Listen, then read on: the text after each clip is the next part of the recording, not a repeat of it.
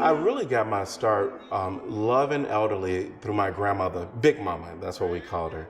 And she lived with us at the age of 11. Now, she had 12 daughters, and she had, at that time, she had 55 grandchildren, 71 great-grandchildren, 17 great-great-grandchildren. So lots of people around. But my grandmother, who I love very dearly, she would always ask me to come button up her brassiere and tie up her, shoelaces, and I would do it and never make her feel bad.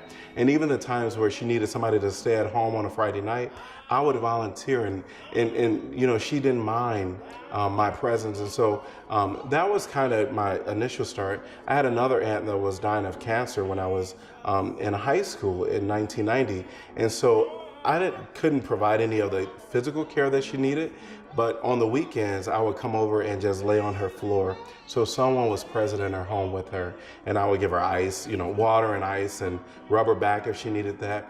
And so that was kind of my start to elderly or even medical needs of other people and assisting. And so from that, I really did have a love to help people on a more personable basis. And so going into healthcare was a natural field for me.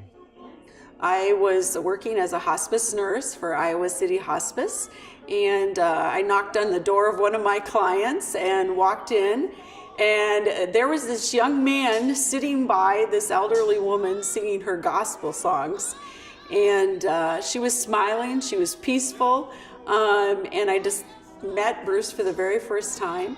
And that kind of encapsulates him for me. In fact, that's probably one of my dearest memories of just seeing him joyful, and the reception of the woman and receiving his smile. She was smiling. I think she even sang a few verses with him. And within that time, I just saw people were saying the community gave me the desire to open up my business. And so that's how it was very clear for me.